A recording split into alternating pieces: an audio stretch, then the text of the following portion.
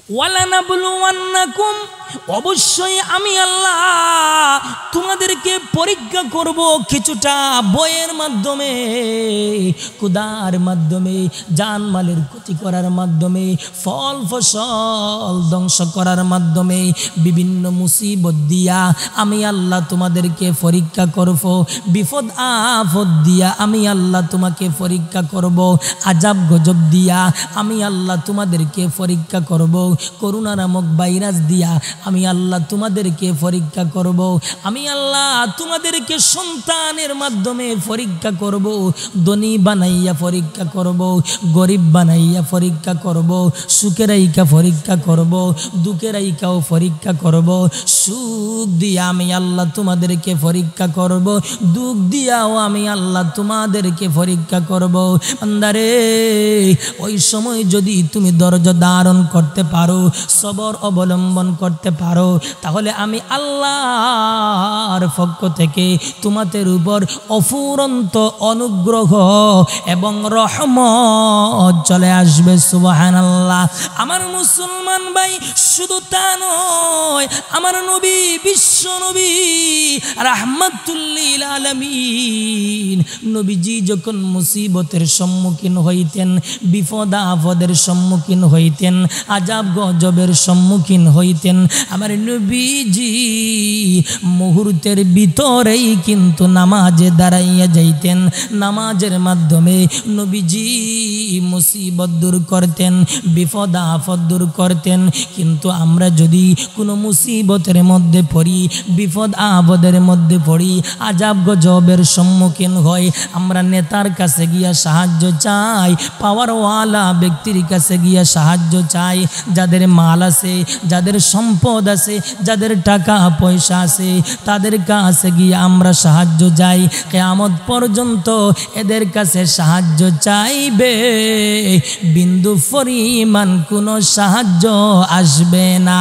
এজন্য মহান আল্লাহ রাব্বুল আলামিন বলেন, ইয়া আইয়ুহাল্লাযীনা আমানুস্তাঈনু বিস-সাবরি ওয়াস-সালাহ। আল্লাহ বলেন, ও ঈমানদারেরা, তোমরা ধৈর্য, সবর এবং নামাজের মাধ্যমে আমি আল্লাহর কাছে সাহায্য চাও। তোমরা যদি ধৈর্য, সবর এবং নামাজের মাধ্যমে আমি আল্লাহর কাছে যদি সাহায্য চাও, তাহলে আল্লাহ ওয়াদা দিয়েছেন, ইন্নাল্লাহা মা'আস-সাবিরিন, নিশ্চয় মহান আল্লাহ সবরকারীদের সাথে রয়েছেন। আল্লাহ যদি সবরকারীদের সাথে রয়েন, তাহলে আল্লাহ বলেন, লা খাউফুন আলাইহিম ওয়ালা হুম ইয়াহজানুন। আল্লাহ বলেন, বান্দারে, চিন্তার কোনো কারণ নাই রে বান্দা, টেনশনের কোনো কারণ নাই রে বান্দা। আর আল্লাহ যদি সাথে না থাকেন, তাহলে টেনশনের অভাব নাই। এজন্য আমি যেই কথাটি বলতেছিলাম, যে এই পরীক্ষার ক্ষেত্রে আবার মানুষ কিন্তু দুই দল, এক দল হবে মুমিন মুসলমান ইমানদার, আরেক দল হবে বেঈমান কাফির। আমার ভাই, মুমিন মুসলমানদের পরীক্ষার কথা বললাম, এবার আসুন বেঈমান কাফিরদের পরীক্ষা হলো, আমার আল্লাহ আসমান জমিন সৃষ্টি করেছেন, আমার আল্লাহকে বিশ্বাস করা, আমার নবীকে বিশ্বাস করা, আমার আল্লাহ এবং রাসূলের উপর ঈমান আনা, আমার আল্লাহ যে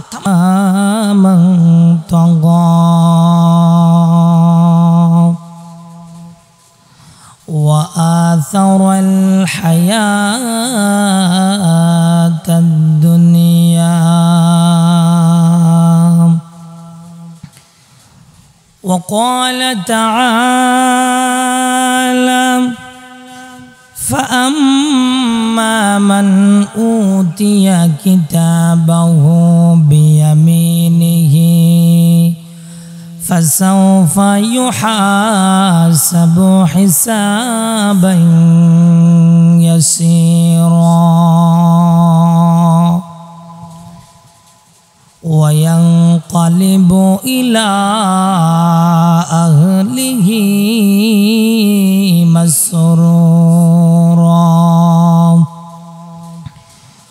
وأما من أوتي كتابه وراء ظهره فسوف يدعو ثبورا ويصلى سعيرا آمنت بالله صدق الله العظيم وقال النبي صلى الله عليه وسلم لا تقوم الساعة حتى يقال في الأرض الله الله اللهم صل على محمد وعلى آل محمد كما صليت على إبراهيم وعلى آل إبراهيم إنك حميد مجيد اللهم بارك على محمد وعلى آل محمد كما باركت على إبراهيم وعلى آل إبراهيم إنك حميد مجيد الحمد لله বাইতুস সালাম জামে মসজিদ কর্তৃক আয়োজিত আজকের এই পবিত্র বার্ষিক ওয়াজ মাহফিলের চলতিমান মাহফিলের সম্মানিত সভাপতি সাহেব দিগর উলামায়ে কেরাম অত্র এলাকার সম্মুখ প্রাণে সমবেত ইসলাম প্রিয় দিন দরদি মুমিন মুসলমান ভাইরা মাইকের আওয়াজটুকু যত দূর পর্যন্ত গিয়া পৌঁছতেছে পর্দার আড়ালের অবস্থানগত অত্যন্ত শ্রদ্ধেয়া সম্মানিতা মা এবং বোন আসুন আমি আপনাদের খেদমতে মহাগ্রন্থ আল কোরআনুল কারীমের 114 খানা সূরার ভিতর থেকে 2 খানা সূরা থেকে কিছু সংখ্যক আয়াত কারিমা আপনাদের খেদমতে তেলাওয়াত করেছি পাশাপাশি নবীজির একখানা হাদিস তেলাওয়াত করেছি তেলাওয়াতকৃত আয়াত এবং হাদিসকে সামনে রাইখা অল্প সময়ের ভিতরে কিছু উপকারী কথা বলার চেষ্টা করব ইনশাআল্লাহ আল্লাহ যেন আমাকে ইখলাসের নিয়তে কথাগুলো বলার এবং আপনাদেরকেও আমলের নিয়তে এবং বাস্তবিক জীবনে আল্লাহ যেন প্রয়োগ করার সকলকে যেন তৌফিক দান করেন আমিন আমার ভাই বর্তমানে এই যে আমরা দুনিয়ার ভিতরে থাকতেছি অবস্থান করতেছি এটা হলো দুনিয়ার জগৎ এর পূর্বে কিন্তু আমরা দুইটা জগৎ অতিক্রম করে এসেছি একটা হলো আলমে আরওয়াহ রূহের জগৎ আরেকটা হলো আলমে আরহাম মায়ের পেটের জগৎ আর আমাদের অতি কাছাকাছি পাশাপাশি নিকটে যেই জগৎটা রয়েছে তাকে বলা হয় আলমে বরজখ বা কবরের জগৎ আর সর্বশেষ যেই জগৎটা রয়েছে তাকে বলা হয় আলমে আখেরাত বা পরকালের জগৎ আমার মুসলমান ভাই আলমে আরওয়াহ রূহের জগৎ এই জগতের ভিতরে আমরা কতদিন ছিলাম জানেন কে আল্লাহই ভালো জানেন কিন্তু আলমে আরহাম মায়ের পেটের জগৎ সম্পর্কে আমাদের সবার মোটামুটি ধারণা আছে কমপক্ষে 10 মাস 10 দিন থাকতে হয়েছে তারপর কিন্তু শুরু হয়েছে দুনিয়ার জগৎ আমার ভাই আলমে আরওয়াহ রূহের জগৎ আলমে আরহাম মায়ের পেটের জগৎ ওই দুই জগতের কোনো হিসাব নিকাশ হবে না কারণ এটা মহান আল্লাহর ইচ্ছা অনুযায়ী ছিল রয়ে গেল দুনিয়ার জগৎ। আমার মুসলমান ভাই, দুনিয়ার জগতের ভিতরে আল্লাহ মানুষদেরকে জ্ঞান দিয়েছেন, বিবেক বুদ্ধি দিয়েছেন, কাজকর্ম করার যোগ্যতা দিয়েছেন। কোনটা কাজ করলে ফায়দা হবে, কোনটা করলে লস হবে, কোন দিকে সারাদিন যদি আপনি একটা কাজ করেন ওই কাজটা করলে ফায়দা হবে না লস হবে না ফায়দা হবে, বুঝার কিন্তু আল্লাহ ক্ষমতা দিয়েছেন, যোগ্যতা দিয়েছেন। এই জন্য এই জগৎটাকে আমার আল্লাহ বান্দাদের পরীক্ষার হল হিসাবে মনোনীত করেছেন। এই জন্য এই জগৎটাকে দারুল ইমতিহান বা পরীক্ষার হল বলা হয়। এজন্য মহান আল্লাহ সূরাতুল মুলুকের ভিতরে আমার আল্লাহ তুলে ধরেছেন। আল্লাহ বলেন, খালাকাল মাউতা ওয়াল হায়াতা লিয়াবলুয়াকুম আইয়ুকুম আহসানু আমালা। এজন্য মহান আল্লাহ রাব্বুল আলামিন সূরাতুল মুলুকের ভিতরে আমার আল্লাহ তুলে ধরেছেন। আল্লাহ বলেন, খালাকাল মাউতা ওয়াল হায়াতা লিয়াবলুয়াকুম আইয়ুকুম আহসানু আমালা। আল্লাহ বলেন, আমি আল্লাহ মৌত এবং হায়াতকে সৃষ্টি করেছি, জীবন এবং মরণকে আমি আল্লাহ সৃষ্টি করেছি তোমাদেরকে পরীক্ষা করার জন্য। অর্থাৎ মহান আল্লাহ আমাদেরকে পরীক্ষা করার জন্য মৌত এবং হায়াত এবং মৌতকে আল্লাহ সৃষ্টি করেছেন, জীবন এবং মরণকে আল্লাহ সৃষ্টি করেছেন আমাদেরকে পরীক্ষা করার জন্য। আমার ভাইয়ের শুধু তা নয়, ওই আয়াতের ভিতরে মহান আল্লাহ রাব্বুল আলামিন বেশি আমলের কথা বলেন নাই। আল্লাহ বলেন নাই আকসারু আমালা, আল্লাহ বলেন নাই বান্দারে অধিক পরিমাণে আমল করো, বেশি বেশি কইরা আমল করো, ওই কথা কিন্তু আল্লাহ বলেন নাই। আল্লাহ বলেছেন বান্দারে আহসানু আমালা, অল্প যদি আমল করো, সরিষার দানা পরিমাণ যদি কোনো আমল করো, বিন্দু পরিমাণ কোনো আমল করো, জাররা পরিমাণ যদি কোনো আমল করো, ওই আমলটার ভিতরে যদি ইখলাস থাকে, ওই আমলটার ভিতরে যদি খুলুসিয়ত থাকে রে বান্দা, তাহলে এই অল্প আমলটাই তোমার নাজাতের জন্য ফয়সালা হয়ে যাবে। সুবহানাল্লাহ। আমার বাইরে শুধু তা নয়, কোন মুফাসসিরিন কেরাম বলেন এখানে মৌত বলতে দুনিয়া বোঝানো হয়েছে আর হায়াত বলতে আখিরাতকে বোঝানো হয়েছে। কারণ কি? কারণ হলো দুনিয়ার জীবন একদিন শেষ হয়ে যাবে, মরে যাবে, কিন্তু আখিরাতের জিন্দেগি চিরস্থায়ী, যা শেষ হবে না, মরেও যাবে না। এজন্য মহান আল্লাহ রাব্বুল আলামিন সূরাতুল আনকাবুতের ভিতরে আল্লাহ বলেন, ওয়া ইন্নাদ দারাল আখিরাতা লাহিয়াল হায়াওয়ান। আল্লাহ বলেন বান্দারে পরকালের জীবনটাই হলো প্রকৃত জীবন, পরকালের জীবনটাই হলো তোমাদের আসল জীবন। আমার ভাইয়ের শুধু তা নয়, ওই দুনিয়াকে মহান আল্লাহ রাব্বুল আলামিন পরীক্ষা করার জন্য সৃষ্টি করেছেন। কে দুনিয়ার দুকায় পড়ে আখিরাতকে ভুলে যায়, বিবি বাচ্চার দুকায় পড়ে আখিরাতকে ভুলে যায়, দম দৌলতের বুকায় পড়ে, টাকা পয়সার দুকায় পড়ে আখিরাতকে ভুলে যায়, বাড়ি গাড়ির দুকা পড়ে আখিরাতকে ভুলে যায়। আর কে আখিরাতের কথা স্মরণ করে, আল্লাহর কথা স্মরণ করে, কোরআনের কথা স্মরণ করে, কিন্তু ওই পরীক্ষার ক্ষেত্রে আবার মানুষ কিন্তু দুই দল। কয় দল? দুই দল। এক দল হবে মুমিন মুসলমান ইমানদার, আরেক দল হলো বেঈমান কাফির।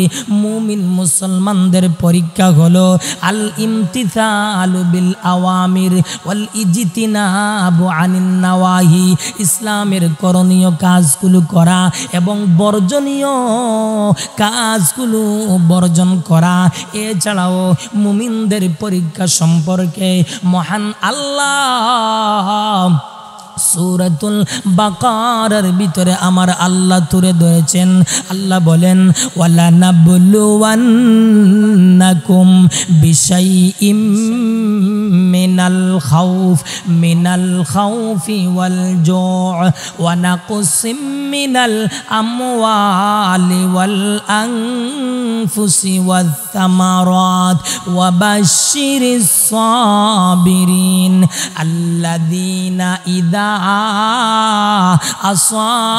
أصابتهم مصيبة قالوا إنا لله وإنا إليه راجعون أولئك عليهم صلوات من ربهم ورحمة وأولئك হুমুল মুহতাদুন। মহান আল্লাহ রাব্বুল আলামিন বলেন ওয়ালা নাবলুওয়ান্নাকুম, অবশ্যই আমি আল্লাহ তোমাদেরকে পরীক্ষা করব কিছুটা বয়ের মাধ্যমে, ক্ষুধার মাধ্যমে, জানমালের ক্ষতি করার মাধ্যমে, ফল ফসল ধ্বংস করার মাধ্যমে, বিভিন্ন মুসিবত দিয়া আমি আল্লাহ তোমাদেরকে পরীক্ষা করব, বিপদ আপদ দিয়া আমি আল্লাহ তোমাকে পরীক্ষা করব, আজাব গজব দিয়া আমি আল্লাহ তোমাদেরকে পরীক্ষা করব, করোনা নামক ভাইরাস দিয়া আমি আল্লাহ তোমাদেরকে পরীক্ষা করব, আমি আল্লাহ তোমাদেরকে সন্তানের মাধ্যমে পরীক্ষা করব, ধনী বানাইয়া পরীক্ষা করব, গরিব বানাইয়া পরীক্ষা করব, সুখের আইকা পরীক্ষা করব, দুঃখের আইকাও পরীক্ষা করব, সুখ দিয়া আমি আল্লাহ তোমাদেরকে পরীক্ষা করব, দুঃখ দিয়াও আমি আল্লাহ তোমাদেরকে পরীক্ষা করব। বান্দারে, ওই সময় যদি তুমি ধৈর্য ধারণ করতে পারো, সবর অবলম্বন করতে পারো, তাহলে আমি আল্লাহর পক্ষ থেকে তোমাদের উপর অফুরন্ত অনুগ্রহ এবং রহমত চলে আসবে। সুবহানাল্লাহ।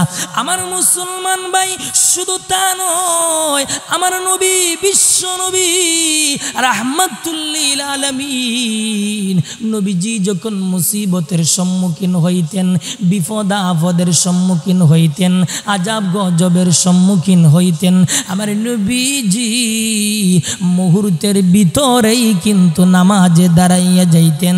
নামাজের মাধ্যমে নবীজি মুসিবত দূর করতেন, বিপদ আপদ দূর করতেন। কিন্তু আমরা যদি কোনো মুসিবতের মধ্যে পড়ি, বিপদ আপদের মধ্যে পড়ি, আজাব গজবের সম্মুখীন হই, আমরা নেতার কাছে গিয়া সাহায্য চাই, পাওয়ারওয়ালা ব্যক্তির কাছে গিয়া সাহায্য চাই, যাদের মাল আছে, যাদের সম্পদ আছে, যাদের টাকা পয়সা আছে, তাদের কাছে গিয়ে আমরা সাহায্য চাই। কিয়ামত পর্যন্ত এদের কাছে সাহায্য চাইবে, বিন্দু পরিমাণ কোনো সাহায্য আসবে না। এজন্য মহান আল্লাহ রাব্বুল আলামিন বলেন ইয়া আইয়ুহাল্লাযীনা আমানুস্তাঈনু বিস-সাবরি ওয়াস-সালাহ। আল্লাহ বলেন, ও ইমানদারেরা, তোমরা ধৈর্য, সবর এবং নামাজের মাধ্যমে আমি আল্লাহর কাছে সাহায্য চাও। তোমরা যদি ধৈর্য, সবর এবং নামাজের মাধ্যমে আমি আল্লাহর কাছে যদি সাহায্য চাও, তাহলে আল্লাহ ওয়াদা দিয়েছেন ইন্নাল্লাহা মা'আস-সাবিরিন, নিশ্চয় মহান আল্লাহ সবরকারীদের সাথে রয়েছেন। আল্লাহ যদি সবরকারীদের সাথে রয়েন, তাহলে আল্লাহ বলেন লা খাউফুন আলাইহিম ওয়ালা হুম ইয়াহজানুন। আল্লাহ বলেন, বান্দারে, চিন্তার কোনো কারণ নাই রে বান্দা, টেনশনের কোনো কারণ নাই রে বান্দা। আর আল্লাহ যদি সাথে না থাকেন, তাহলে টেনশনের অভাব নাই। এজন্য আমি যেই কথাটি বলতেছিলাম, যে এই পরীক্ষার ক্ষেত্রে আবার মানুষ কিন্তু দুই দল, এক দল হবে মুমিন মুসলমান ইমানদার, আরেক দল হবে বেঈমান কাফির। আমার ভাই, মুমিন মুসলমানদের পরীক্ষার কথা বললাম, এবার আসুন বেঈমান কাফিরদের পরীক্ষা হলো আমার আল্লাহ আসমান জমিন সৃষ্টি করেছেন, আমার আল্লাহকে বিশ্বাস করা, আমার নবীকে বিশ্বাস করা, আমার আল্লাহ এবং রাসূলের উপর ঈমান আনা, আমার আল্লাহ যে তামাম দুনিয়া সৃষ্টি করেছেন, তামাম জগৎ সৃষ্টি করেছেন, ওই কথাটি বিশ্বাস স্থাপন করা।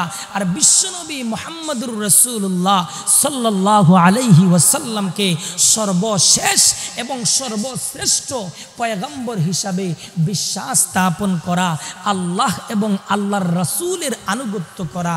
আর এই আনুগত্যটা এমনভাবে করা, প্রাপ্ত বয়স্ক হওয়ার পর থেকে মৃত্যু পর্যন্ত জীবনের প্রতিটি মুহূর্তকে আল্লাহর বিধান এবং নবীজির তরিকা অনুযায়ী ইখলাসের সাথে পালন করতে হবে।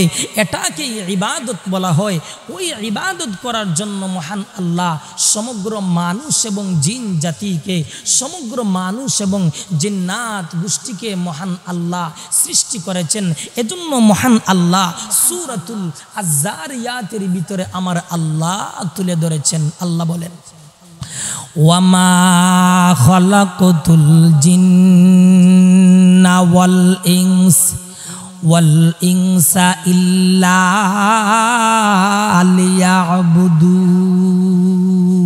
লিয়াবুদুন। এজন্য মহান আল্লাহ রাব্বুল আলামিন সূরাতুল আয-যারিয়াতের ভিতরে আল্লাহ বলেন, মা খালাকুতুল জিন্না ওয়াল ইনসা ইল্লা লিয়াবুদুন। আল্লাহ বলেন, আমি আল্লাহ সমগ্র মানুষ এবং জিন জাতিকে, সমগ্র মানুষ এবং জিন্নাত গোষ্ঠীকে সৃষ্টি করেছি একমাত্র আমি আল্লাহর গোলামি করার জন্য, আমি আল্লাহর দাসত্বতা আদায় করার জন্য, কোনো মানুষের গোলামি করার জন্য না, না কোনো পাওয়ারওয়ালা ব্যক্তির গোলামি করার জন্য না, না কোনো মন্ত্রী মিনিস্টারের গোলামি করার জন্য না, না কোনো মেম্বার চেয়ারম্যানের গোলামি করার জন্য না, না।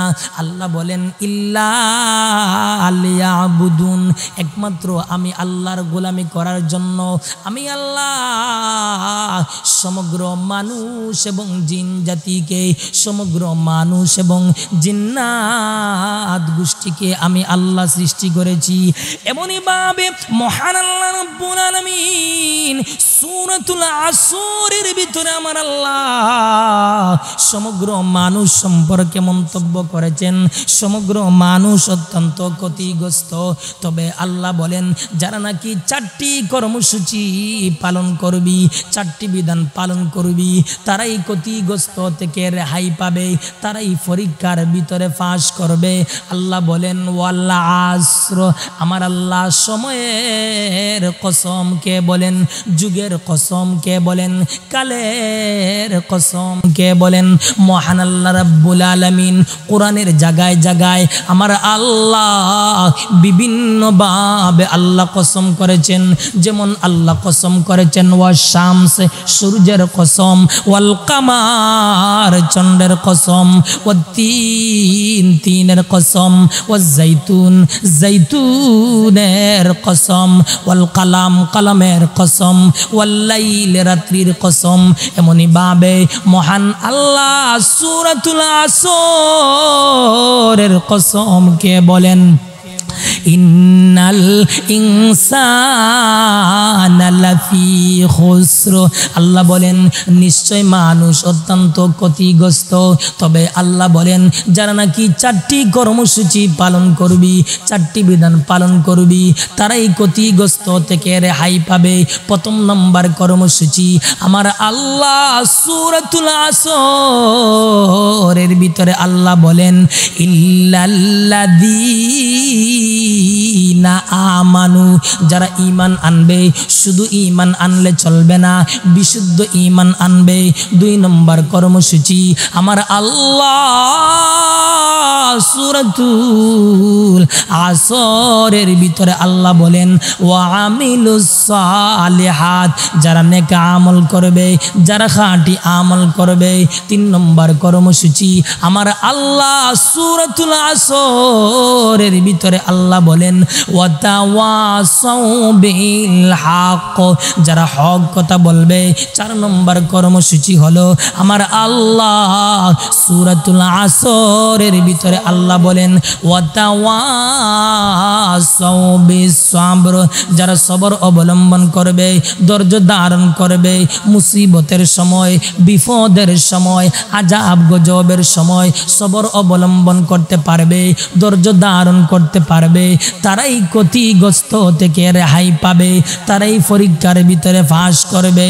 পরীক্ষার ভিতরে যখন পাস করবে, পাস করার পর রেজাল্টটা যখন আউট করা হবে, ফলাফলটা যখন ঘোষণা করা হবে, ফলাফল প্রকাশের জন্য আমার আল্লাহ একটা দিন নির্ধারণ করে রেখেছেন, যাকে বলা হয় কিয়ামতের দিন বা হাসরের ময়দান।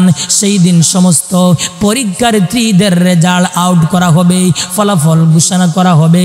সেই দিন ধরা পড়বে কে পরীক্ষার ভিতরে পাস করেছো, কে পরীক্ষার ভিতরে ফেল করেছো। পরীক্ষার ভিতরে যদি পাস করতে পারো তাহলে তোমার রেজাল্টটা দেওয়া হবে, অর্থাৎ তোমার আমল নামাটা দেওয়া হবে ডান হাতে। আর পরীক্ষার ভিতরে যদি ফেল করো তাহলে তোমার রেজাল্টটা দেওয়া হবে, অর্থাৎ তোমার আমল নামাটা দেওয়া হবে বাম হাতে। এজন্য মহান আল্লাহ রাব্বুল আলামিন সূরাতুল ইনশিকাকের ভিতরে আল্লাহ বলেন ফাআম্মা মান উতিয়া কিতাবাহু বিয়ামিনিহি ফাসাউফা ইউহাসাবু হিসাবান ইয়াসীরা ওয়া ইয়ানকালিবু ইলা আহলিহি মাসরুরা।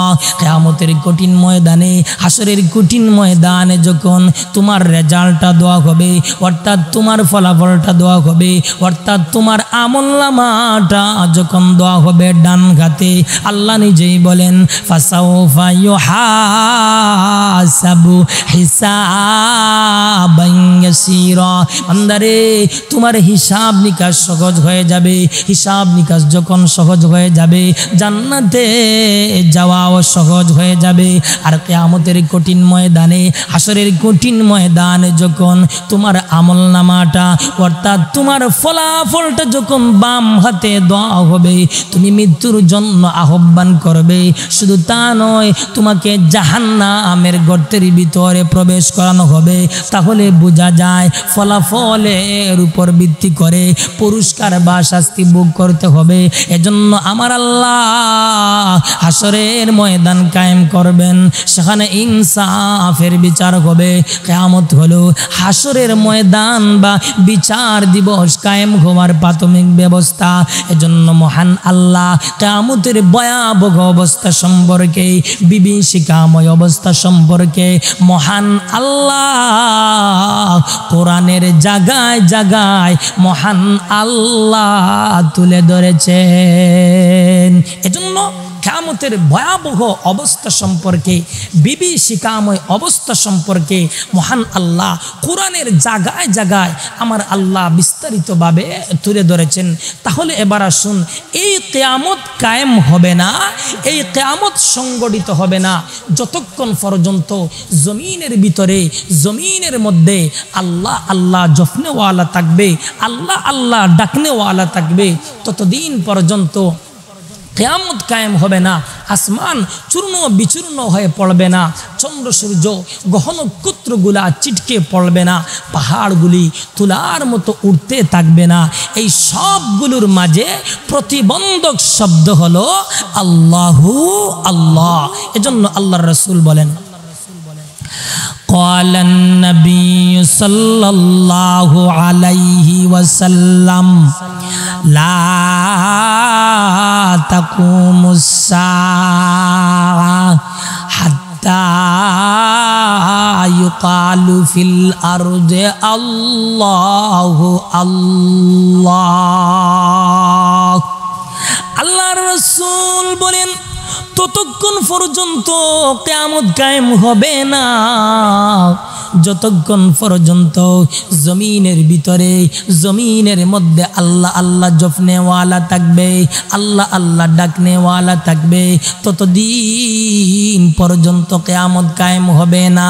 আসমান চূর্ণ বিচূর্ণ হয়ে পড়বে না, চন্দ্র সূর্য গ্রহ নক্ষত্রগুলা ছিটকে পড়বে না, পাহাড়গুলি তোলার মতো উড়তে থাকবে না। এই সবগুলোর মাঝে প্রতিবন্ধক শব্দ হলো আল্লাহু আল্লাহ। অতএব বোঝা যায় একজন ইমানদার, একজন মুমিন যতদিন পর্যন্ত দুনিয়ার জমিনের ভিতরে থাকবে ততদিন পর্যন্ত কিয়ামত কায়েম হবে না। আসমান চূর্ণ বিচূর্ণ হয়ে পড়বে না, চন্দ্র সূর্য গ্রহ নক্ষত্রগুলা ছিটকে পড়বে না, পাহাড়গুলি তোলার মতো উড়তে থাকবে না। আরেকটু যদি গভীরে যান তাহলে অনুধাবন করা যায় একজন হক্কানি আলেম যতদিন পর্যন্ত জমিনের ভিতরে থাকবে, জমিনের মধ্যে থাকবে, ততদিন পর্যন্ত কিয়ামত কায়েম হবে না। আসমান চূর্ণ বিচূর্ণ হয়ে পড়বে না, চন্দ্র সূর্য গ্রহ নক্ষত্রগুলা ছিটকে পড়বে না। এজন্য আল্লাহর রাসূল বলেন ওয়া ইন্নাল আলিমা ইয়াস্তাগফিরু লাহু মান ফিস সামাওয়াতি ওয়া মান ফিল আরদ হাত্তাল হিতানু ফি জাওফিল মাই ওয়া ফি রাওয়ায়াতিন ওয়ান নামলাতু ফি হুজরিহা। আল্লাহর রাসূল বলেন গর্তের পিপিলিকা থেকে পানির নিচের মাছ থেকে শুরু কইরা সবাই আলিম উলামাদের জন্য দোয়ায়ে মাগফিরত করে। এরা জানে আলেম থাকবে তো ইলম থাকবে, ইলম থাকবে তো ঈমান এবং আমলের আলোচনা থাকবে, ঈমান এবং আমলের আলোচনা থাকবে তো ঈমানদার থাকবে, ঈমানদার থাকবে তো আল্লাহ আল্লাহ জপনেওয়ালা থাকবে, আল্লাহ আল্লাহ জপনেওয়ালা থাকবে তো কিয়ামত কায়েম হবে না। অতএব সমস্ত মাখলুক আলিম উলামাদের জন্য দোয়া করার কারণ হলো আল্লাহ শব্দটি টিকিয়ে রাখা। তাহলে সার কথা দাঁড়ায় একজন হক্কানি আলেম যতদিন পর্যন্ত জমিনের ভিতরে থাকবে ততদিন পর্যন্ত কিয়ামত কায়েম হবে না। আসমান চূর্ণ বিচূর্ণ হয়ে পড়বে না, চন্দ্র সূর্য গ্রহ নক্ষত্রগুলা ছিটকে পড়বে না, পাহাড়গুলি তোলার মতো উড়তে থাকবে না। এই সবগুলোর মাঝে প্রতিবন্ধক শব্দ হলো আল্লাহু আল্লাহ। আমার ভাইয়েরা শুধু তা নয়, আল্লাহর রাসূল বলেন কিয়ামত কায়েম হবে না যতক্ষণ পর্যন্ত সময়ের মধ্যে সংকীর্ণতা সৃষ্টি না হবে। আল্লাহর রাসূল বলেন লা তাকুমুস সাআতু হাত্তা ইয়াতাকারাবুজ জামান ফাতাকুনুস সানাতু কাশ-শাহরি ওয়াশ-শাহরু কাল-জুমআতি ওয়া তাকুনুল জুমআতু কাল-ইয়াওমি ওয়া ইয়াকুনুল ইয়াওমু কাস-সাআতি ওয়া তাকুনুস সাআতু কাদ-দারমাতি বিন-নার। আল্লাহর রাসূল বলেন কিয়ামত কায়েম হবে না যতক্ষণ পর্যন্ত সময়ের মধ্যে সংকীর্ণতা সৃষ্টি না হবে।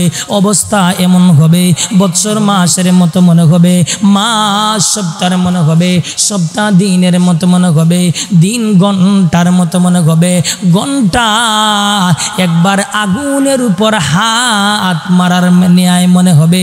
মোট কথা হলো